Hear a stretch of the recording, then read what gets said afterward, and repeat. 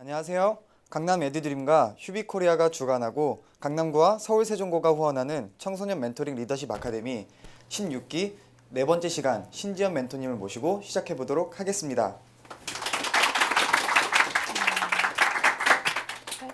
안녕하세요. 세종고등학교 2학년 길은영입니다. 청담고등학교 1학년 김혜원. 김소정입니다. 오늘은 사회공헌과 다국적 기업에 대해서 알아볼 텐데요. 여기에 도움을 주실 한국 IBM 사회공헌팀의 신지연 멘토님을 모시겠습니다. 안녕하세요. 반갑습니다. 네, 만나서 반갑습니다. 먼저 자기소개 부탁드립니다. 네, 저는 다른 회사를 다니다가요, IBM에 2006년도에 경력 입사를 했고, 원래 마케팅팀에서 계속 근무하다가 2011년도에 사회공헌팀 와서 지금 한 3년 약간 넘게 사회공헌팀 업무를 하고 있는 신지현이라고 합니다. 네. 오늘의 주제로 들어가기 앞서서 먼저 한국 IBM이 어떤 회사인지 간단하게 설명해 주세요. 제가 오히려 역으로 여쭤보고 싶은데 한국 IBM이 무슨 회사인지 아세요? 이렇게 컴퓨터 같은 거 만들고 그런 회사로 간단하게만 알고 있어요. 네. 잘 모르시죠? 여기 계신 분들. 네, 잘 모르실 거예요. 왜냐하면 B2B 회사라 그래가지고 원래 우리가 보편적으로 많이 알고 있는 뭐 맥도날드, 코카콜라 이런 회사들은 B2C 회사라고 해요. 그래서 소비자들이 그냥 바로 제품을 구매할 수 있는 회사인데 반해서 IBM 같은 경우는 B2B, 비즈니스 투 비즈니스라고 해서 기업을 상대로 영업을 하고 세일즈를 하기 때문에 네. 여러분처럼 일반 학생들은 잘 모르실 겁니다. 그래서 IBM은 하드웨어, 소프트웨어, 서비스, 컨설팅 그리고 뭐 IGF라는 파이낸스 관련된 부서까지 있어요. 그래서 비즈니스 쪽에서 그 IT 시스템을 구축하기 위한 제반적인 모든 것들을 다 다루는 회사라고 생각하시면 될 것 같아요. 오늘 메인 주제가 사회공헌인데 학생들을 위해 간단하게 말씀해 주세요. 사회공헌이요? 네. 혹시 여기 사회공헌 쪽 관심 있는 사람 있어요? 나중에 사회공헌 쪽 일을 하고 싶다. 네. 한 분? 두, 세 분? 네, 뭐 일부러 드실 필요는 없고요. 그 제일 먼저 들어준 학생 어떤 일 하고 싶으세요? 저는 나중에 그 아프리카나 그런 낙후된 지역에 가서 네. 좀 기아들이나 힘들게 고통받는 애들 좀 도와주고 싶습니다. 되게 좋은 큰 뜻을 품고 계시네요.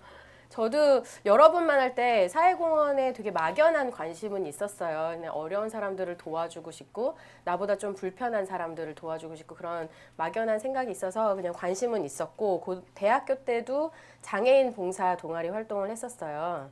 그래서 관심은 있었는데 그 사회공헌을 어디서 어떤 일을 하느냐가 되게 달라지는 것 같아요. 그러니까 예를 들면 비영리 기관에서 사회복지사로 사회공헌을 할 때랑 기업에서 사회공헌 팀에 있으면서 사회공헌을 할 때 그리고 아까 말씀하셨던 것처럼 뭐 글로벌 뭐 NGO 비영리 기관 같은 글로벌 재단이나 단체에서 사회공헌을 할 때 각각 역할이나 업무 필요한 역량이 약간은 달라질 수 있을 것 같아요. 다 사회공헌을 한다는 의미는 같지만 그래서 저는 사회공헌 팀을 기업에서 하고 있고요. 그 나중에 설명을 좀 더 자세히 드리려고 하는데 기업에서는 그 자사가 특별히 할 수 있는 재능들을 갖고 있잖아요. 그걸 최대한 발휘해서 사회가 필요한 이슈를 해결하는 데 도움을 주도록 그 매치하는 게 되게 중요해요. 그래서 그런 업무를 하고 있습니다. 네. 그러면은 사회공헌팀에서 지금 어떤 프로그램을 진행하고 있는지 그리고 그런 프로그램들을 이런 프로그램들을 해야겠다라고 정할 때 어떤 기준이 혹시 있나요? 제가 한국 IBM에 근무하다 보니까 이것도 국내 기업이랑은 조금 다를 것 같아요. 국내 기업 같은 경우는 우리나라에 어떤 문제를 찾아서 새로운 프로그램을 기획하는 걸 대부분 이제 국내에서 하잖아요. 근데 IBM 같은 경우는 외국 그 다국적 회사다 보니까 외국에서 전략이나 뭐 프로그램 같은 게 한 반 정도는 내려와요. 그래서 그 글로벌의 가이드를 받고 있고요. 예를 들면 뭐 글로벌 해외 봉사단 이런 프로그램이 있어요. 그래서 임직원들이 이렇게 팀으로 짜가지고 개발도상국의 어떤 이슈를 지원하기 위해서 파견된다거나 이런 프로그램들은 제가 직접 진행하는 것은 아니지만 임직원들한테 알려서 참여하게끔 유도하는 업무를 주로 하고요. 그리고 반면에 모든 프로그램이 다 글로벌로 되어 있으면 안 되잖아요. 왜냐하면 우리나라만의 이슈도 있기 때문에 그런 우리나라만의 이슈를 찾아가지고 그 국내에서 새로 발굴해서 기획하는 프로그램들도 한 반 정도 차지를 하고 있고 대부분 교육기부 활동 같은 것도 되게 많이 있고요. 그리고 IBM 한국 IBM에서 기술력을 연계해가지고 뭔가 사회공헌. 그래서 예를 들면 재작년 2012년도에 교육부랑 경기도 교육청이랑 연계해가지고 300개 초중고등학교의 에너지 분석을 해드렸어요. 왜냐하면 에너지를 무조건 줄일 수 있는 건 아니잖아요. 뭐 예를 들어 이런 불 같은 거 다 끄고 어두운 데서 공부하면은 가장 전기를 많이 아낄 수 있지만 무작정 에너지를 안 쓸 수는 없으니까 그럼 효율적으로 쓸 수 있는 방법은 뭐가 있을까? 그래서 과거에 한 5년 정도의 에너지 데이터를 분석해가지고 이 학교는 평소에 예년에는 이 정도 썼었는데 갑자기 많이 썼다. 그럼 이유가 뭐가 있을까? 이렇게 해서 찾아가지고 그 이슈를 해결하고 그래서 좀 더 에너지를 효율적으로 잘 쓸 수 있게 컨설팅하는 프로젝트를 해드린 적이 있어요. 그래서 그런 식으로 한국 사회에 필요한 문제점을 찾아서 그걸 프로그램화 기획해서 다시 이제 실현하는 것까지 역할을 하고 있습니다. 그러면은 이런 프로그램을 진행하는 데 있어서 계획은 따로 하시는 거는 아니시죠? 질문이 좀 프로그램 애매한가요? 계획을 사전에 그러니까 이런 거를 계획은 누가 하고 또 이런 참여 방식이나 뭐 직원들이 자발적으로 한다든지 이런 게 궁금해서 여쭤보는 거거든요. 아까 제가 답변했던 거에 일정 부분은 좀 포함이 돼 있던 것 네. 같아요. 그러니까 프로그램의 가이드나 전체적인 회사의 방향. 예를 들면 교육기부 같은 경우도 한국 IBM에서는 전체적인 교육기부, 예를 들어 경제교육이라든가 그런 걸 다 하진 않아요. IBM의 특징에 맞는 이공계 인재 육성에 맞는 프로그램만 하거든요. 그래서 그런 식으로 가이드는 전체적으로 본사에서 받아서 그 국내에서 이제 자체적으로 기획을 해서 실행을 하게 되는데요. 뭐 임직원 참여라든가 이런 거는 당연히 이제 한국 내에서 진행을 하게 되고 그리고 이제 재능 기부 요즘에 많이 얘기하잖아요. 근데 재능 기부가 굉장히 쉽지 않은 게 그 임직원들이 내가 알고 있는 제품에 대한 지식은 굉장히 많지만 그렇다고 교육 기부를 되게 잘하는 건 아니에요. 그래서 이 임직원들이 그 나중에 교육을 학생들한테 제대로 하도록 하기 위해서는 설명회나 오리엔테이션을 별도로 진행을 해서 직원들이 충분히 숙지하고 학생들을 가르칠 수 있도록 교육을 한 다음에 이제 학교 현장으로 나가게 되거든요. 그래서 그런 프로그램은 또 별도로 진행이 되고 있죠. 기업에서 사회공헌을 하는 특별한 이유가 있는지. 기업에서 사회공헌을 하는 이유, 왜 한다고 생각해요?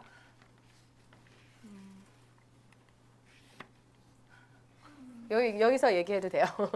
기업에서 왜 사회공헌을 할까요? 이미지를 좋게 하려고. 네. 또 다른 의견 없어요? 그냥 이미지만 좋게 하려고 하는 것 같아요. 보다 나은 세상을 만들고 보다 나은, 되게 긍정적이신 분이네요. 네, 맞아요. 그것도 맞아요. 또 혹시 다른 의견 있어요? 홍보나 이런 쪽도 응? 홍보나 뭐 홍보. 이런 네, 아까 이미지랑도 같은 맥락인데, 네. 그러니까 브랜드를 좋게 하기 위해서, 브랜드 평가를 좋게 하기 위해서라고 하잖아요.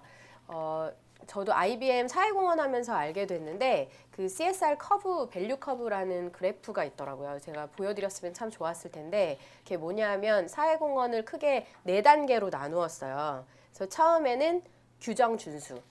그러니까 근본적으로 그 기업이 처음 생기면서 지켜야 되는 것들이 있잖아요. 예를 들면 환경을 파괴하지 말아야 되고 그리고 인력을 고용해서 고용 창출을 해야 되고 뭐 이런 것들 기본적으로 지켜야 되는 것들 그게 사회공헌의 제일 첫 번째 단계고요. 그 다음에 시혜적인 활동을 하게 돼요. 그건 뭐냐면 우리나라에서 제일 많이 하는 연탄 나르기 같은 거.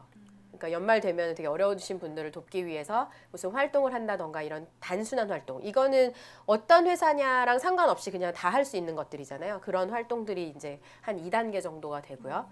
그리고 세 번째 단계는 전략적 사회공헌 활동이라 그래가지고 그 회사가 할 수 있는, 잘 할 수 있는 거를 최대한 살려가지고 하는 게 세 번째 단계예요. 그래서 예를 들어 모모 통신회사에서 사회공헌 관련된 애플리케이션을 개발해가지고 그걸로 사회공헌에 뭐 지원을 했다. 그러면은 그게 자사의 기술력을 기반으로 재능 기부를 한 거잖아요. 그래서 그런 식으로 하는 게 3단계. 그리고 제일 마지막 단계가 그 비즈니스 성장 동력이라고 해서 요즘에 되게 트렌드가 되고 있는 건데 사회적인 가치 창출이랑 비즈니스적인 가치 창출을 동시에 한다는 거예요.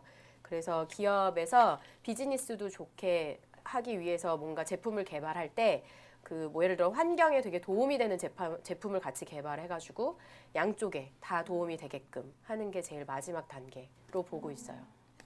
감사합니다.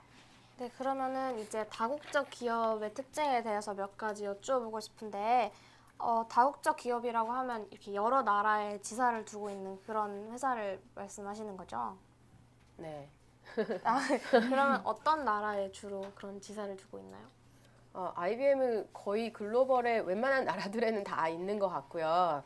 근데 IBM은 약간 지사 개념이랑은 좀 다른 걸 갖고 있는데 그게 뭐냐면 GIE라 그래가지고 글로벌 인티그레이티드 엔터프라이즈인가 이런 약자를 쓰는 용어가 있는데 그게 뭐냐면 그 각각 국가별로 좀 차별화된 센터를 두고 있는 것들이 있어요. 예를 들면 구매부는 뭐 중국 쪽에 있다던가 그리고 마케팅 관련된 되게 특성화된 곳은 인도에 있다던가 이렇게 해가지고 그 각 국가별로 조금 특성화돼서 굉장히 전문화되어 있는 기지 같은 거를 어디 이렇게 각각 국가별로 두어서 거기를 최대한 활용하게끔 하고 있어요.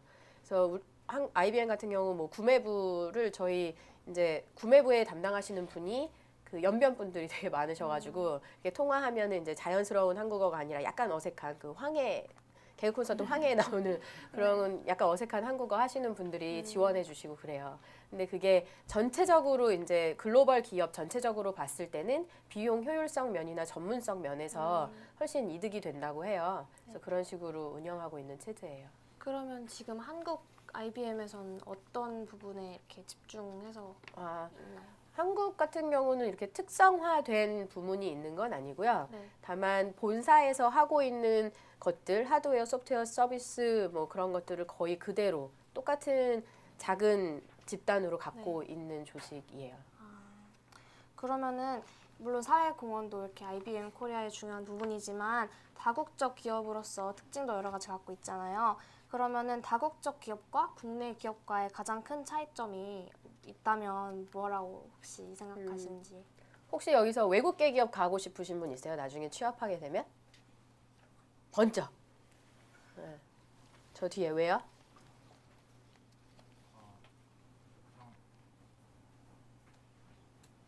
현재 한국에서 있는 조직 활동보다 좀 더 개방적이고 자유로울 것 같아서 외국 기업에 들어가고 싶은 생각이 있습니다. 네. 답변 잘 해주셨어요. 여기는 MC. 저도 이렇게 비슷한 의미긴 한데 이렇게 한국 기업에 들어가면은 대기업도 이렇게 여자가 직원으로 들어가면 어느 정도 이렇게 보이지 않는 차별을 받는다고 많이 들어서 그런 게 없는 외국 기업에서 일하고 싶다는 생각을 많이 했어요. 되게 제가 설명하려는 거랑 같은 이해를 하고 있는 것 같아요. 그래서 국내 기업이랑 외국계 기업을 왜 외국계 기업을 가려고 하냐라고 하면 조직 문화 때문에 그런 경우가 되게 많잖아요. 좀 더 융통성 있을 것 같고 경험해 본 건 아니지만 같고 그리고 조직 문화가 조금 더 여성이나 이렇게 약자들을 좀 잘 존중해 줄 것 같아서 뭐 그런다고 하는데 근데 실제로 저도 경험해 보니까 맞는 것 같아요. 그래서 외국계 기업은 국내 기업이랑 비교했을 때 가장 큰 차이점은 수평적인 구조인 것 같아요. 그래서 우리나라 기업들 요즘에 많이 변화하고 있을 텐데 우리나라 기업들은 약간 수직적인 구조와 상하 관계가 굉장히 명확하다면 외국계 기업은 자기 주어진 업무만 다 마치면 뭐 퇴근 시간을 조금 더 자유롭게 한다던가 집안에 무슨 일이 있으면 양해를 구하고 갑자기 휴가를 낸다던가 뭐 이런 것들이 조금 자유로워요. 근데 반면에 또 장단점이 있어요. 상하 관계가 있다는 거는 그만큼 선임이 있고 후임이 있어서 그 선배가 후배를 이끌어주는 역할도 하게 돼요. 그래서 만약 예를 들어 우리 팀에 어떤 뭐 주니어가 새로 신참이 들어왔다. 네. 그러면 이 친구를 최대한 이렇게 가르쳐 줘가지고 일을 잘 적응하고 할 수 있도록 도움을 주려고 하는 반면에 외국계 기업은 그런 상하 구조가 안 되어 있기 때문에 각각 되게 독립적인 역할을 갖고 있는 경우들이 많아서 자기가 스스로 공부하고 익히지 않으면 이렇게 배움의 기회를 얻기가 쉽지는 않아요. 그러니까 선배로부터. 그냥 다른 예를 들어 온라인 교육이라던가 뭐 이런 것들은 굉장히 많이 있지만 그렇게 뭐 선임한테 배우고 사수한테 배우고 이런 거는 또 기회가 많진 않은 것 같아요. 그래서 그게 장점이면서 또 단점이 될 수 있는 것 같아요. 근데 예. 그리고 한 가지 더 덧붙이자면 조직 문화도 굉장히 중요해요. 그래서 저는 아기가 2명 있어요. 그래서 최근에 출산을 하고 회사를 다니고 있는데 그 조직 생활, 회사 생활, 직장 생활을 얼마나 오래 할 수 있느냐가 나중에 이제 여러분들도 결혼을 하고 출산을 해보면 경험을 하시겠지만 되게 그걸 그러니까 개인 워크 앤 라이프 밸런스라는 걸 존중해 주는 회사와 그렇지 않은 회사가 되게 달라져요. 그래서 나중에 체감을 지금은 잘 안 와 닿으시겠지만 나중에 이제 애를 낳고 출산을 하고 결혼을 하고 생활이 굉장히 많이 바뀌게 되면 내가 스스로 시간을 조절하지 못하는 순간이 오거든요. 그때는 이제 좀 더 융통성 있고 그런 개인 생활 같은 걸 존중해주는 회사가 굉장히 감사하게 느껴지죠. 그러면은 혹시 이런 다국적 기업에 입사를 하려면 영어 및 외국어 능력이 꼭 필수인지 궁금합니다. 네. 네. 일단은 성적은 중요하더라고요. 왜냐하면 지원서 낼 때 아예 그 토익 점수나 뭐 이런 게 있어야 되기 때문에 점수를 간과할 수는 없어요. 그리고 영어도 잘 해야 되는데 그러니까 처음에 사실 IBM 같은 좀 큰 규모의 외국계 회사를 들어오면 처음에 들어오자마자 나 빼고 다 외국인이고 뭐 이래가지고 영어를 굉장히 잘해야 되고 그런 상황은 아니에요. 사실 한국 사람들이 거의 대부분이고 생각보다 팀 안에 소속이 되면은 영어를 쓸 일이 그렇게 많지 않을 수도 있거든요. 근데 점점 직급이 올라가면 나중에 뭐 차장급이라든가 그 팀을 대표하는 성격을 띠게 되면 이제 글로벌이랑 커뮤니케이션을 해야 되잖아요. 그러면 우리나라에서 지금 사회공헌이 어떤 활동이 이루어지고 있어. 그런 식으로 이제 리포팅도 해야 되고 그리고 뭐 글로벌이랑 콜 전화회의 같은 것도 하거든요.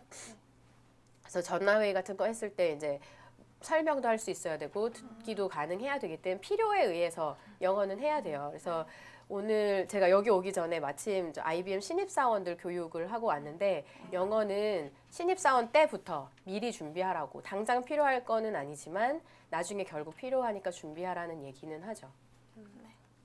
그러면 이런 다국적 기업의 일원으로서 꼭 갖춰야 할 자질에는 어떤 것이 있는지. 자질. 사실은 제가 여러분들이랑 이제 멘토링을 하게 된다는 얘기를 듣고 오늘 어떤 얘기를 나누면 좋을까라는 생각을 하면서 준비한 그림이 있어요.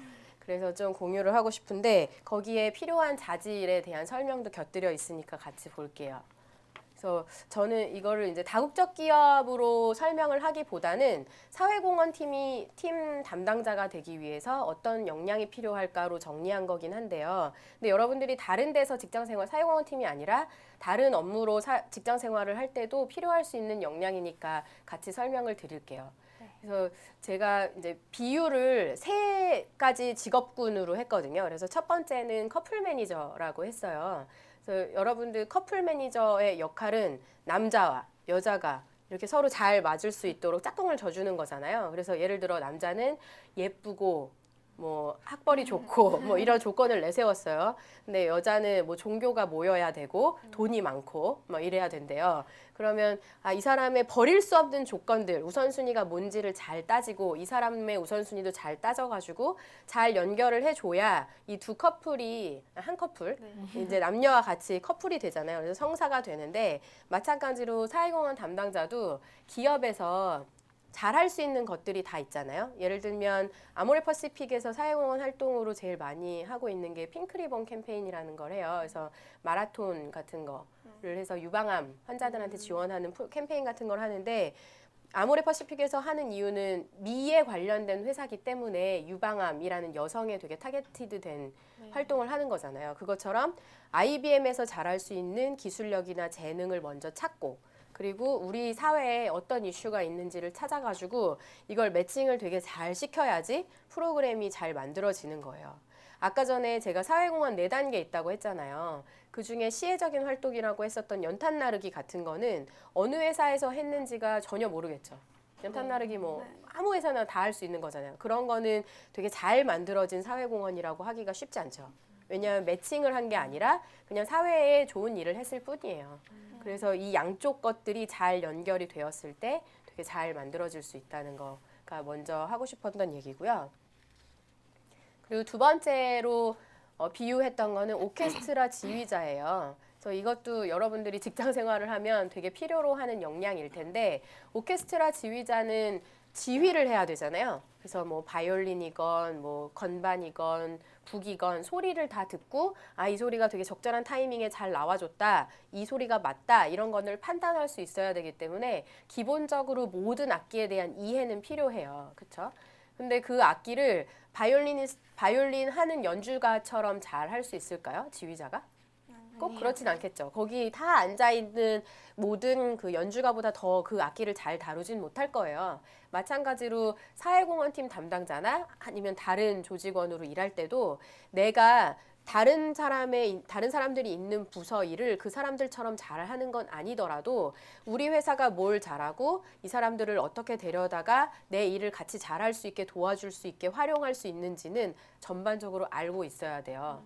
그래서 사회공헌팀을 예로 들자면 저희 아까 홍보 되게 중요하다고 했잖아요. 그래서 홍보 같은 것도 홍보팀이랑 같이 일해가지고 우리가 뭘 하는지 외부로 알리고 그리고 내부 임직원한테도 알려서 회사에 대한 자부심을 갖게 하고 그리고 프로젝트 팀, 아까 기술력을 기반으로 하는 프로젝트 같은 사회공헌 프로젝트 같은 경우는 그 프로젝트를 하는 팀을 데려다가 또 사회공헌을 해야 되기 때문에 이런 전반적인 상황들을 잘 알고 네트워킹도 하고 있어야 도움이 돼요.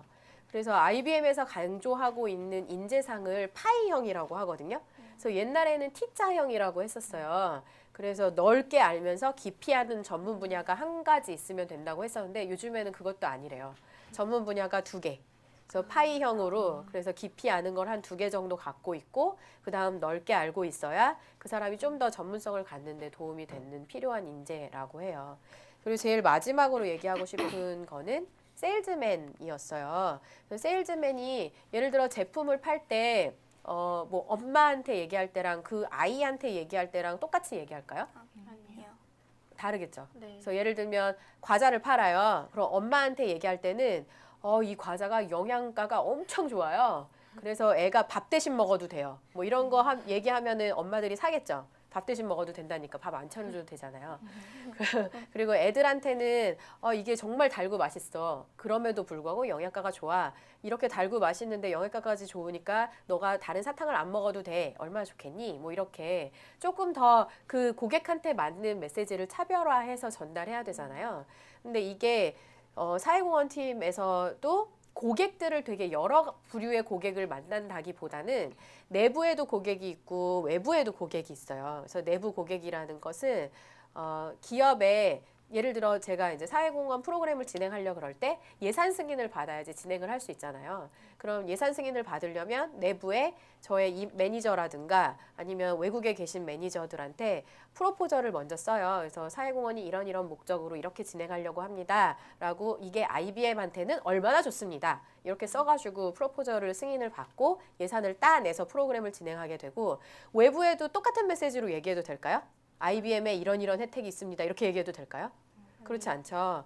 외부에는 또 거기 외부에 맞게 예를 들면 아까 교육부랑 경기도청이랑 했을 때도 교육부에 맞게 설명을 하고 경기도청에 맞게 설명을 해야 그분들이 이게 우리 교육부가 에너지를 관리하는데 이렇게 도움이 되겠군요. 네, 진행하겠습니다. 라고 설득이 되는 거거든요. 그래서 이렇게 세일즈맨처럼 되게 다양한 타겟에 따라 메시지를 좀 조정해가지고 설득을 하는 역량이 필요해요. 네. 아무래도 이런 입사하기 전부터 이 분야에 원래 관심이 있으셨는지 아니면 더 입사를 하고 나서 더 이렇게 열정이 생기셨는지 궁금해서 아까 대학교 다니실 때도 관심이 있으셨다고 하셨잖아요. 그러면 그때부터 더 관심이 생기신 건가요? 되게 좋은 질문이에요. 왜냐하면 지금 고등학생들이 제일 많이 고민하고 있고 그럴 것 같거든요. 제가 아까 전에 이 프로그램 시작하기 바로 전에 친구들한테 나중에 뭐 되고 싶냐고 물어봤어요. 근데 뭐라고 대답했죠? 국제 기구나 기업에서 일하고 싶다 말씀. 저는 선생님 되고 싶어요. 네, 아직 고민이 많다고 네. 말씀드려요. 그래서 이 두 학생의 경우는 굉장히 행운이죠. 되게 자기가 좋아하는 걸 명확히 알고 뭐가 되고 싶은지를 정했는데 물론 바뀔 수 있어요. 저도 바뀌었거든요. 그리고 마지막 학생 같은 경우는 모른다고 했는데 대부분의 학생이 그럴 것 같아요. 네. 저도 고등학교 때는 그냥 좋은 대학교 가야지가 목표였지 뭐가 돼야지 어떤 사람이 돼야지라고는 생각을 별로 안 했던 것 같아요. 그냥 너무 이제 공부 고3 뭐 이런 것에 치중되어 있어가지고 그런 걸 생각할 겨를이 없었던 것 같은데 그래서 여러분들도 그런 부분에서 고민이 되게 많을 것 같아요. 근데 스티브 잡스가 무슨 스탠포드 대학교 연설문에서인가 이렇게 얘기를 했던 것 중에 커넥팅 더 닷이라는 걸 얘기했어요. 그게 뭐냐면 그 스티브 잡스가 그 애플을 만들기 전에 이제 학교를 다니다 중퇴를 하고 무슨 이렇게 돌아다니다가 글씨 쓰는 뭐 이런 클래스 같은 거를 들어간 거예요. 되게 우연히. 근데 들어와가지고 글씨 이렇게 그림 그리듯이 글씨 그리는 거를 배웠는데 나중에 실제 그게 회사를 창립한 다음에 그 애플의 글꼴을 만드는데 되게 많은 기여가 되었다고 해요. 그것처럼 저도 고등학교 때 관심 있었고 대학교 때 장애인 봉사를 했다고 해서 내가 나중에 사회공헌 팀 담당자가 돼야지 이걸 염두하고 했던 건 아니에요. 그냥 그때는 점을 탁 찍었을 뿐이에요. 내가 이런 거에 관심 있구나. 그러고 점을 탁 찍었고 관심 있는 거에 점을 이렇게 찍다 보니까 그게 어느샌가 이렇게 선이 되면서 여기까지 온 것 같아요. 그래서 아까 얘기했듯이 저는 마케팅 팀에 있었고 그리고 전에 다른 회사 다닐 때는 주로 마케팅에 관련된 일들을 했어요. 근데 또 제가 마케팅 전공을 했냐? 그건 또 아니에요. 저는 전공은 불문과랑 정치외교 복수 전공을 했어요. 그래서 원래 대학교 다닐 때는 국제기구에 관심도 있었어요. 그래서 어쨌든 그냥 우리 사회를 위해서 좀 좋은 일을 하고 싶다 이런 좀 막연한 생각만 있었지 어디서 뭘 해야지 뭐 이런 거에 대한 생각은 별로 없었던 것 같아요. 그래서 이제 점을 찍다 보니까 사실 사회공헌 팀도 자발적으로 온 건 아니었어요. 그래서 원래는 좀 이제 나이를 먹어서 사회에 공헌할 생각은 있었지만 좀 젊었을 때부터 뭔가 사회공헌 팀 뭐 이런 데에 올 생각은 별로 없었고 원래 마케팅 커리어를 계속 쌓으려고 했는데 아까 100주년 IBM이 2011년에 100주년이었는데요. 그때 굉장히 크게 사회공헌 프로그램을 진행하면서 그때 이제 팀에 오게 돼가지고 우연히 오게 되었지만 굉장히 잘 맞는 팀에 오게 됐고요. 그리고 마케팅 팀에서 했던 그 일들이 사회공헌이랑 관련이 없냐? 또 그러면 그게 아니에요. 관련이 다 되더라고요. 왜냐하면 제가 이제 사회공헌 팀 딱 오자마자 저는 전공을 뭐 복지학과 뭐 이런 걸 다닌 게 아니기 때문에 어디서부터 어떻게 시작해야 될지 잘 모르겠는 거예요. 그래서 사회공헌에 관련된 세미나 같은 것들을 굉장히 많이 다녔어요. 외부 세미나. 그래서 스터디도 하고 관련된 자료도 읽고 뭐 이렇게 했었는데 그때 공부하면서 사회공헌 담당자들도 많이 만났는데 복지사 출신들이 되게 많으시더라고요. 그래서 나는 전공도 그게 아닌데 그러고선 이제 뭐 좌절하거나 이랬던 건 아니고요. 그 마케팅 하면서 오히려 IBM의 제품이나 IBM이 뭘 잘하는지에 대한 거를 계속 연습했었잖아요. 그걸 이제 사람들이 사게끔 메시지를 만들고 뭐 이런 연습을 했었는데 그게 오히려 나중에 우리 사회 이슈랑 연결해가지고 사회공헌 프로그램을 기획하는데 되게 도움이 많이 되더라고요. 그래서 여러분들도 지금 아주 구체적으로 나중에 내가 뭐 돼야지? 어떤 회사 가야지? 뭐 이렇게까지 생각하실 필요는 없을 것 같아요. 그냥 나는 어떤 사람이 되고 싶은지 아까 저는 그냥 세상을 좋게 만드는 사람이 되고 싶었다. 뭐 이런 막연한 생각이라도 좀 방향성을 갖고 계시면 나중에 그런 관심 있는 활동들을 계속 연달아서 하시게 되면 그게 어느 순간 이렇게 선으로 그어지는 날이 오실 거예요. 네, 그러면은 혹시 이런 일에 종사를 하려면 비슷한 이런 전공들이 오히려 유리해지는 건가요? 그러면? 그거는 경우에 따라 좀 다른 것 같아요. 네. 그러니까 사실 그 기업에서 그 사람이 전공자이기 때문에 여기 우리 예를 들어 마케팅 전공자다. 그래서 IBM 마케팅 팀에 와가지고 굉장히 성과를 잘 내고 되게 잘할 거다라고 기대하지 않아요. 그러니까 사실 처음부터 다시 배우는 건데 그래도 기본적으로 뭐 이론적인 배경을 갖고 있으면 아닌 것보다 나을 수도 있겠죠. 근데 오히려 그게 그 사람의 발목을 잡을 수도 있어요.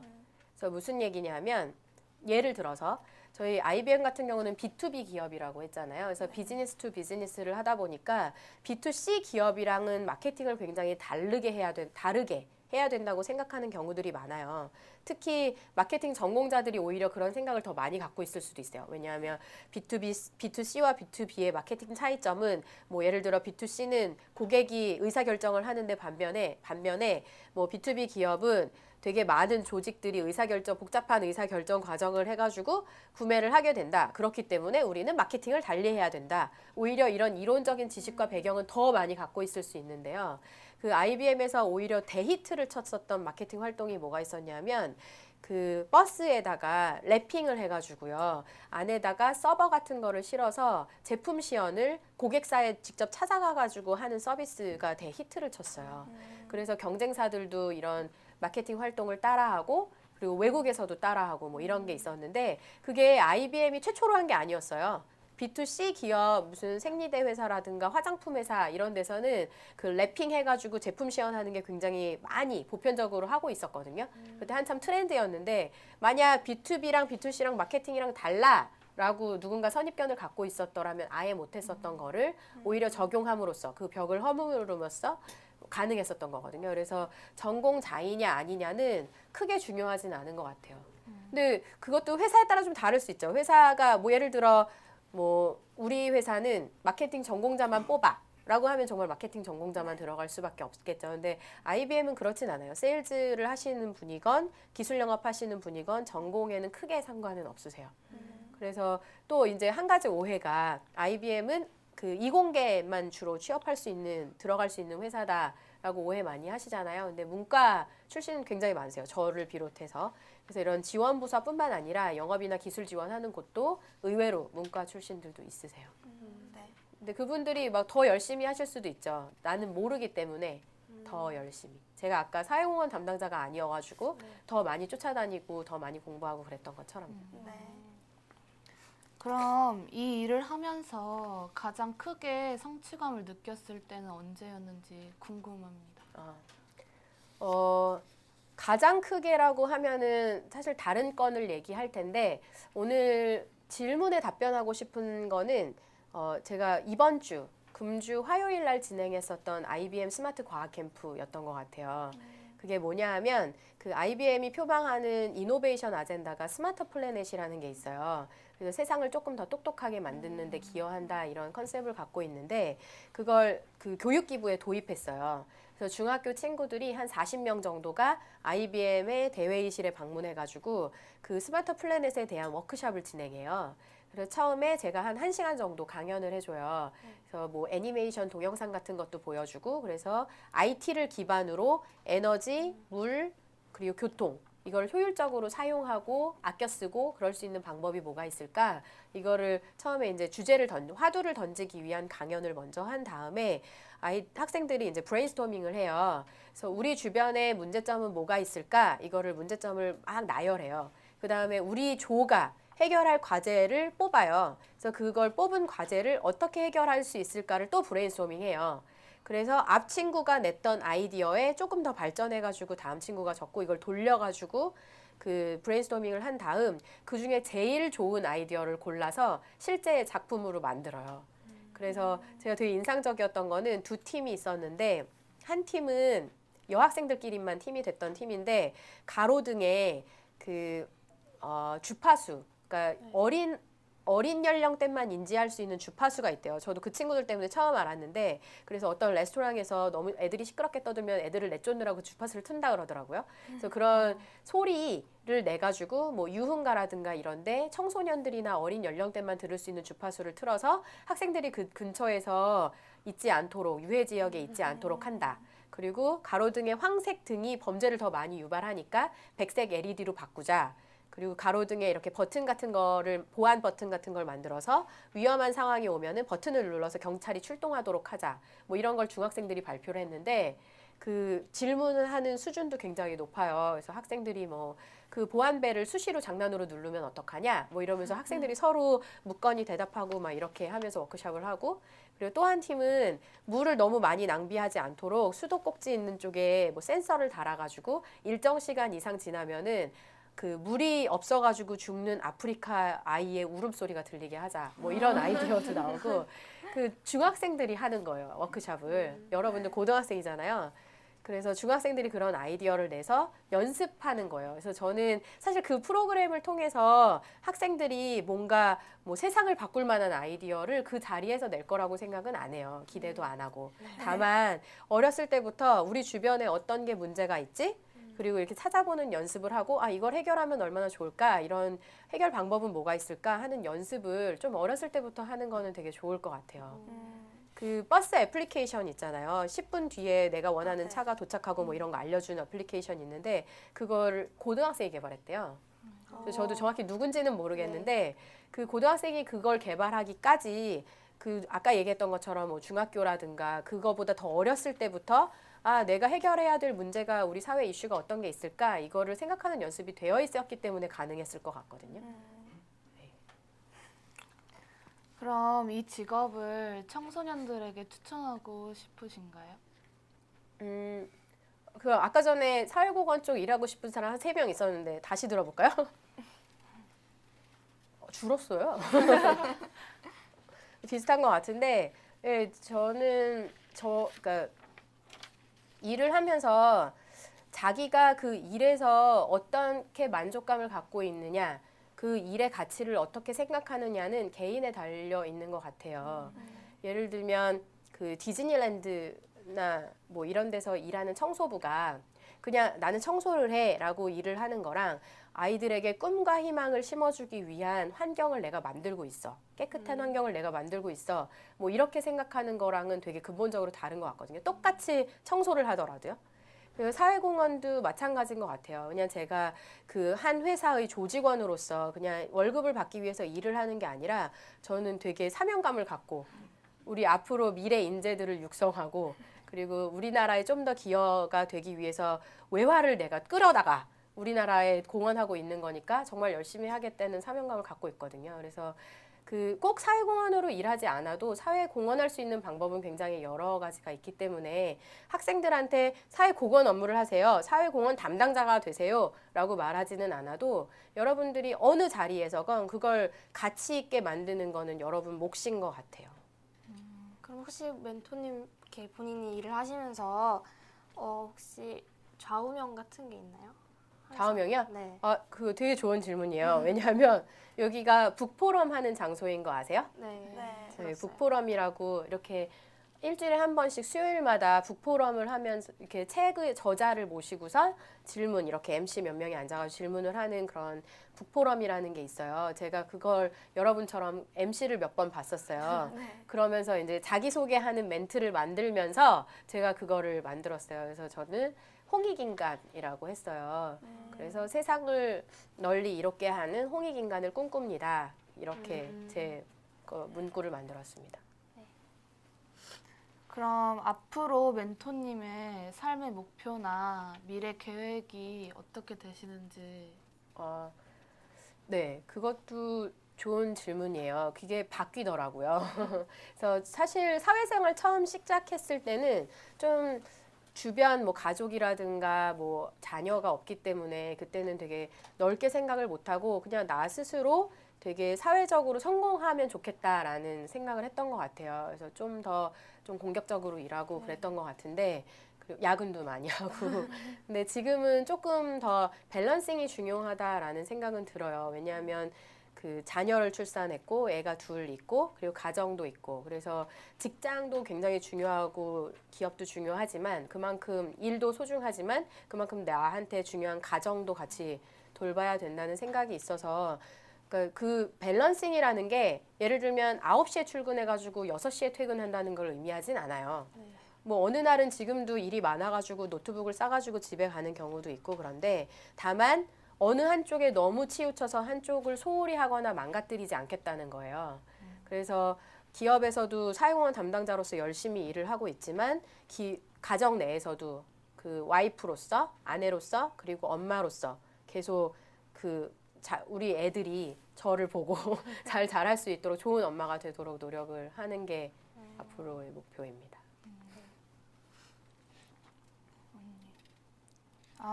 바쁜 시간 쪼개어서 이 자리에 와주셨는데요. 멘토를 하게 된 특별한 이유가 있는지. 오늘 이거요, 멘토링? 네. 멘토. 제가 이제 사회공헌 담당자다 보니까 그 내부에서도 회사 내부에서도 학생들 교육 기부 같은 거를 직접 많이 수행해요. 그래서 뭐 대학생 봉사자들한테도 이제 교육을 하는 경우도 있고, 그리고 중학교나 고등학생들한테 직접 강의를 하는 경우도 있고 뭐 이런데 그러다 보니까 이제 이런 사회적으로 뭔가 기여하고 인생의 선배로서 어떻게 하면 조금 더 효율적으로 잘할 수 있을지를 얘기해 주는 걸 되게 즐거워하는 것 같아요, 저 스스로. 그래서 그 멘토도 오늘 하는 거에 대해서 제안을 작년에 받았는데 되게 좋은 기회 주셔서 감사하다고 말씀드렸죠. 특히 오늘 같은 경우 이제 온라인으로 촬영이 돼서 지금 여기 있는 학생들 이외에도 다른 학생들도 굉장히 많이 볼 수 있잖아요. 네. 그래서 좀 더 파급 효과가 있잖아요. 그래서 더 많은 학생들이 보고 혹시나 사회공헌에 관심 있는 친구가 있다면 보고 어떤 걸 준비해야 되는지 아까 그 차트 3가지 준비를 미리미리 하면 참 좋을 것 같아요. 네, 그러면 마지막으로 청소년들에게 하고 싶은 말씀 있으시면 해주세요. 마지막으로 원래는 이제 신입사원들한테 오늘 얘기를 할까 해가지고 생각했던 문구인데 곳간에서 인심난다라는 말이 있어요. 그게 무슨 뜻이죠? 국간. 네, 곳간에서 인심난다. 무슨 뜻인지 아는 사람 없어요? 이거 붕어빵에도 나오는 수준의 속담이네. 네? 누구? 네. 맞아요. 저는 많이 아실 줄 알았는데 놀라운데요. 네, 곳간에서 인심난다는 곳간이라는 게 예전에 이제 쌀 같은 거 그런 거 비축해 놓는 곳이잖아요. 그게 가득 차야지 이제 인심을 쓸 수 있다 뭐 이런 얘기예요. 그 얘기는 뭐냐면 그러니까 여러분들이 아까 사회공헌을 직접 하고 싶은 사람들도 있었지만 여러분들도 나중에 궁극적으로는 되게 훌륭한 사람들이 돼서 남한테 기여하고 싶을 거 아니에요. 근데 아무것도 없는 상태에서 기여를 할 수는 없어요. 여러분들 스스로를 되게 많이 채우셔야 돼요.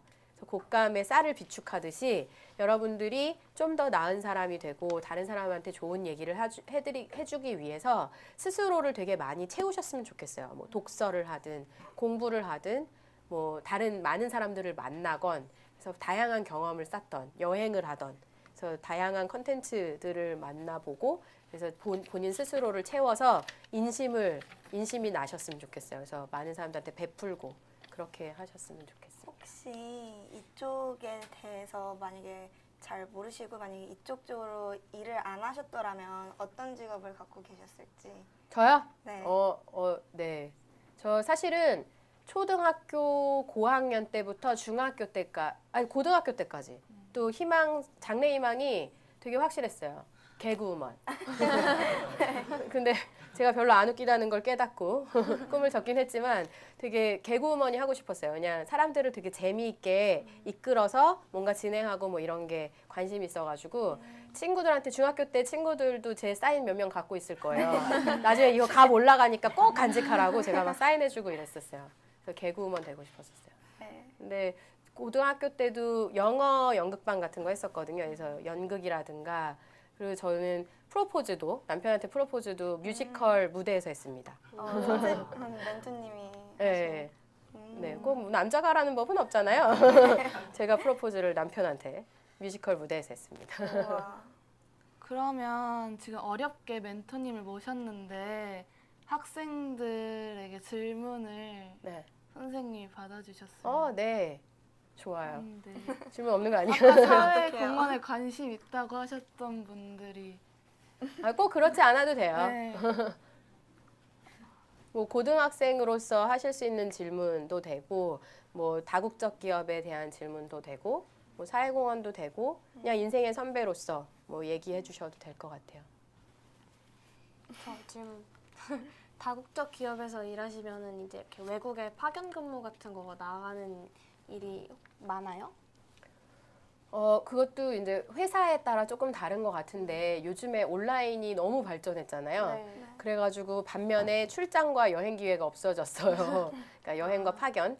그러니까 왜냐하면 온라인으로 실시간으로 통화도 그러니까 전화 회의라든가 화상 회의라든가 뭐 이런 것도 가능해지니까 굳이 우리가 직접 만나가지고 회의를 하거나 교육하는 것들이 굉장히 많이 줄어들어서 그런 기회가 되게 많이 없어진 편이죠. 그래도 일부 유지되고 있는 것들이 있기는 해요. 그리고 파견 같은 경우는 오히려 한국 IBM 같은 회사보다 국내 기업 가시면 본사가 한국에 있는 국내 기업 가시면 훨씬 더 파견은 많이 가실 거예요. 근데 저희 신랑이 이제 국내 대기업에 다니는데 파견은 더 많이 다닙니다.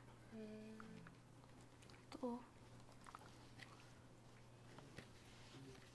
사회공헌 일 하시기 전에 마케팅 하셨다고 하셨는데 그러면 그때는 어떤 일 하신 거예요? 그때는 마케팅, 그러니까 그 전에 IBM 들어오기 전에는 이벤트 에이전시에 있었어요. 그래서 프로모션 대행사라고 하는데 보통 이제 그 2개 회사를 다녔는데 첫 번째 회사는 그 세일즈 프로모션이라 그래가지고 기업들이 뭐 예를 들면 전시회, 박람회 뭐 이런 거 할 때 이벤트 같은 거 하잖아요. 그런 거를 기획하고 뭐 진행하고 뭐 이런 거를 위주로 했고, 그리고 두 번째 회사에서는 국가 행사, 뭐 박람회라든가 그리고 뭐 여기 IBM 오기 바로 전에는 월드컵 관련된 행사 했었어요. 그래서 광화문에 2006년도에 이렇게 조형물 같은 거 세우고 뭐 이런 것들 했었고요. 그리고 IBM은 마케팅 팀 들어와가지고 처음에는 좀 전사적인 이벤트 같은 거를 좀 많이 참여를 했었고, 그리고 사회공헌 팀 오기 바로 전에는 그 중견 중소기업 대상으로 하는